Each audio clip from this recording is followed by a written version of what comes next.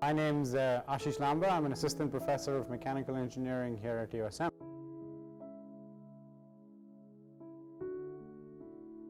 My name is Kaus Mohammed. I'm a sophomore at USM. I'm majoring in elementary education and history with a minor in race and ethnic studies.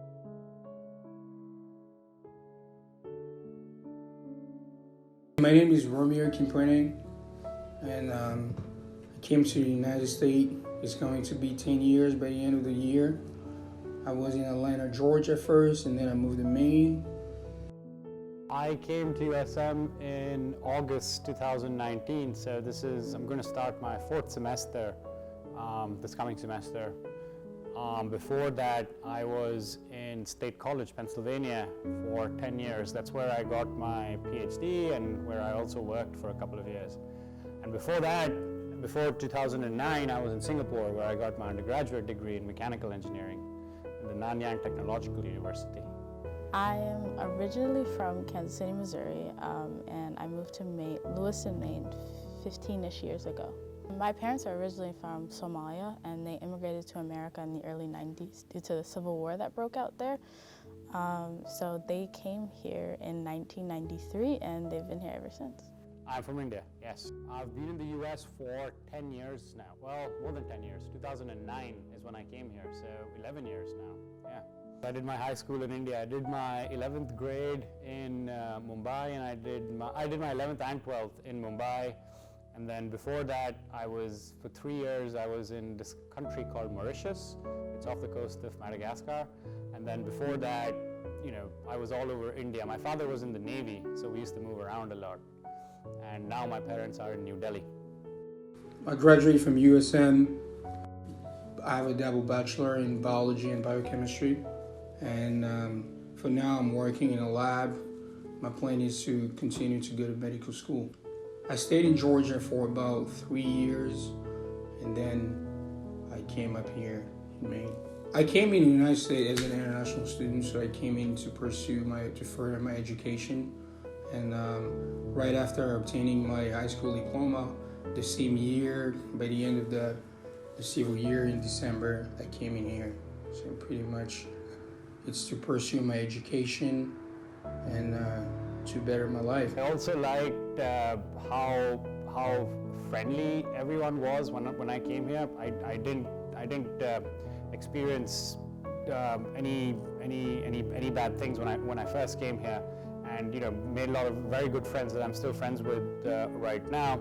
And also I liked the fact that the way that the culture is in the US, life is easier than what it is in the other places where I've experienced, in terms of not only just how society functions, but also the expectations that are placed on you. It's upon yourself to take on how much ever load you want to take on, rather than being imposed upon you. So. Depending on where you are in Somalia, it's kind of hard because there's like a huge difference between like the rich and the poor.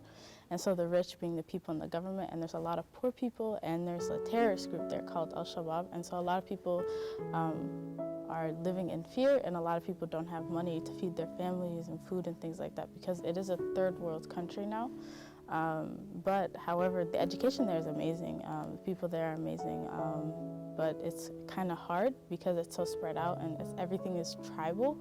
So there's a lot of like tribalism issues going on there because the government is one tribe, and the government doesn't like other tribes, and like different tribes have like different sections in Somalia. And so it's kind of just a constant like battle between different tribes and trying to see who can take power and who can't. I was born in the Congo. I stayed there till I was 18, so my experience in Congo was pretty good.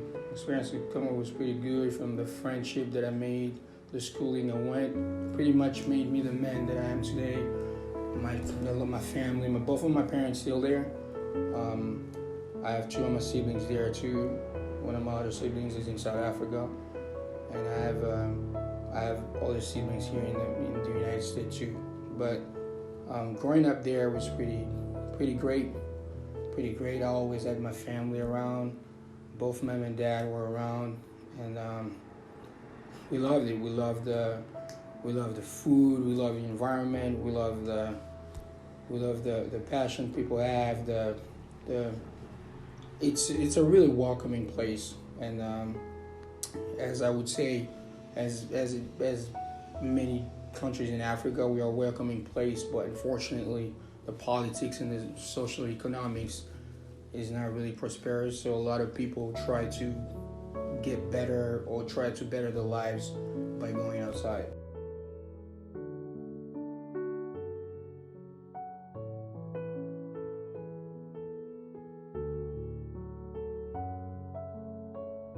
In the US, you have two different parties, right? So you've got the Democrats, the Liberals, and the Republicans, the Conservatives.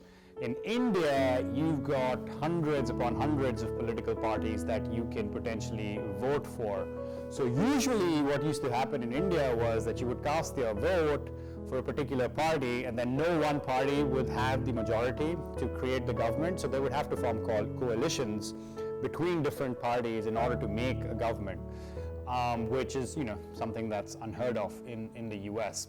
But that has kind of sort of shifted over the past two electoral cycles in India. It has been for the first time in many years, in a couple of decades at least, that only one party has successfully got a majority of the votes, and that's the Bharatiya Janata Dal Party in India. They're called the BJP. They are the conservatives, more like the Republicans that you see in the US. But the difference that I would see in the US than the Republican Party in the US is that they seem to be more founded in religion, right? So in India, you have Hinduism is the number one religion, and that party is founded on the fundamentals of Hinduism, right? So India has a very large history, right? One of the oldest civilizations in the world. So, we had our own Hindu kings and empires, but then we also had the Muslim kings, the Mughals, who came and ruled over India, right? So we have a very big Muslim population as well. But I feel like this past election was kind of crazy, and just with everything going on and the aftermath of it, especially with the recent events. So I feel like the biggest difference is there's not just a whole two-party system. I feel like here it's kind of just a two-party system. So either Democrat or Republicans. Even if there are other, people running who are in different parties, it's kind of just a two-party system. Whereas I think in Somalia, it's kind of like there are multiple parties. At least that's what that's what I read. And so it's not really about the parties, but it's about the tribes and the people who are running. And their histories and things like that, where it's here, it's like either Democrat or Republican.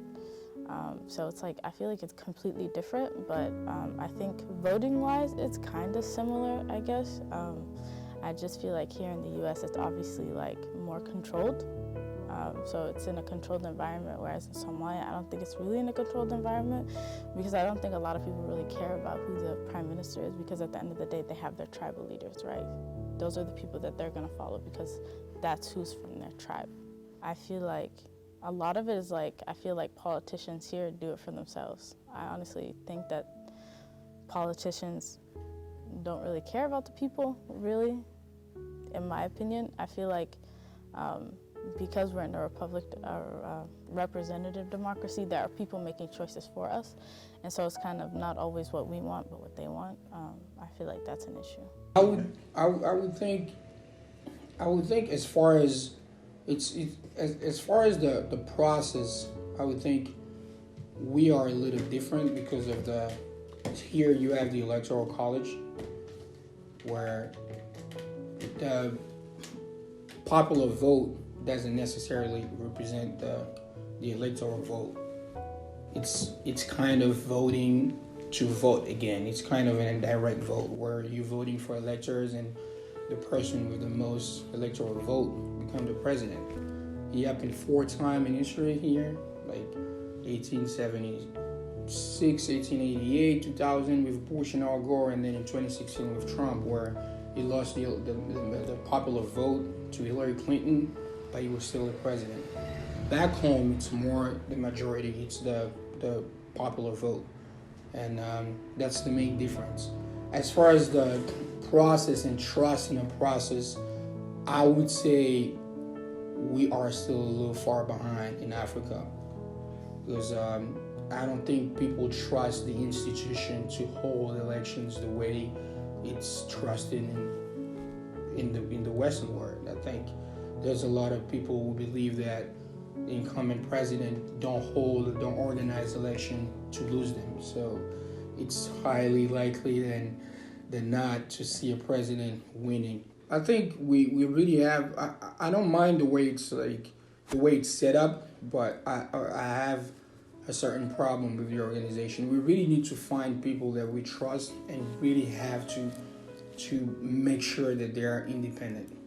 Because we do have an electoral commission, the National Independent Electoral Commission, but it's more politicized. It's more like you have the president it looks like they don't pledge allegiance to the country and to the success of the process, but they pledge allegiance to the president.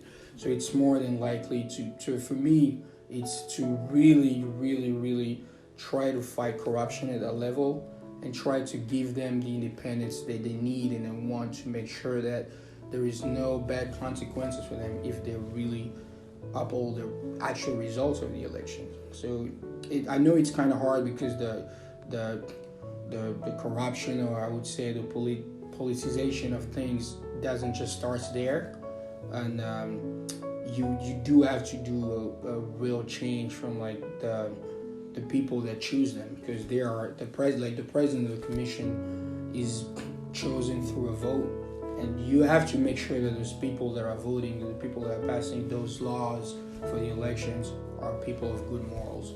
I think I learned that a lot of stuff in America is kind of masked, and that a lot of the stuff that they teach us in elementary school, middle school, or high school is not always what we see in the real world, right? So I feel like a lot of it is kind of, especially with like history and things like that, a lot of it's like stuff that I should know, but I never had the chance to know because they never taught me this stuff in school. So it's kind of like I have to re-educate myself about this country and kind of learn more and more about the things that are masked. As I was saying, they're like more religiously based than what the Republican Party is over here. And other than that, those are some of the differences, but the similarities are that every election cycle, especially how social media is and how the news channels are right now, the news is not about giving information about anymore. It's about just selling, what you can sell, and fear sells, right? And having good production value and things like that. So, you have Fox News over here, you have CNN over here, and you've got similar news channels in India as well, where they're like super bombastic, high production values with very opinionated news anchors who are giving their opinions instead of giving you the news. So, those are some of the similarities that exist. So I would say that the circus of politics is kind of the same in both places. As far as the process, I think I've assisted to, I would say 2012, 2016, and now I assisted 3 elections, and I feel like, based on my assumption, but it feels like certain people weren't happy with the results, didn't trust the election. They call it rigged and stuff, but personally, don't think so.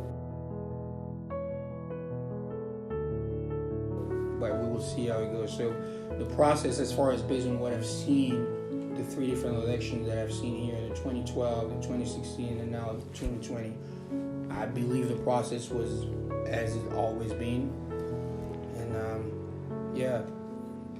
as far as the results, I wasn't really surprised.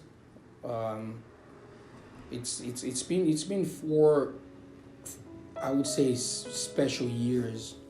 It's been 4 years where there was a lot of divisiveness, there was a lot of racial tension, there was a lot of people not feeling like America is protecting them or their rights. I'm talking about any kind of minority groups, women's, LGBTQ, Black, Hispanics, and people like that. But surprisingly, we survived, and I think people couldn't wait for 2020 to express themselves. And I feel like a lot more young people felt involved to this election. Sometimes you would talk to younger people, they would feel like, oh, they don't really care about politics. But I feel like this year a lot of people were really into it. They were campaigning, they were doing all of this stuff. If you look throughout the countries, especially in states like Georgia, where I was originally from, where I was before, it used to be a traditional Republican state, but it flipped. It became blue, and you can see a lot of the younger people voting, and they use the politics, the politician down there, especially the Democrat one. They did an amazing job trying to recruit more and more younger people to vote. So I think it's like a parliament, so it's like the British kind of style. So there's like a parliament and there's a prime minister. There's not really like a president, but it's kind of just like kind of scattered around. There aren't many laws that are passed because there's constant argument, and a lot of the people who are in the government aren't originally from Somalia. They're Somalis who grew up in different countries and came back. And so a lot of it is just like tribal. It's not really like a central government, and a lot of tribes have their own government and do what they want to do in their different sects of Somalia. So. India, typically, when the pandemic has like upended elections all over the world with mail-in votes and things like that happening, right? But if you just look at the regular election, the election for the main government of India, you're not electing the president in India. So the president is just more so ceremonial in India. It's the prime minister who leads the government. And at the time of voting, the voter is not selecting the prime minister. They are simply selecting the party that they would like to form the government. Once the party wins, they select their own prime minister. But many parties over many election cycles already let the voters know who they're going to select to be their prime minister. Whereas in the US, it's very, very based on which presidential candidate you're going to vote for, right? So that's again a big difference, right? Because in the US, it more so is the choice in person at the time of voting, whereas in India it seems, it is more so the choice in the party that you're putting down on paper. That's the fundamental difference, but in an overall sense, it's similar, right? The person that you vote for in the US, usually you vote along the party lines in which you believe. So if I'm conservative, I would vote Republican. If I'm liberal, I would vote Democrat, no matter who the candidate is. And it's similar in India as well. Yeah.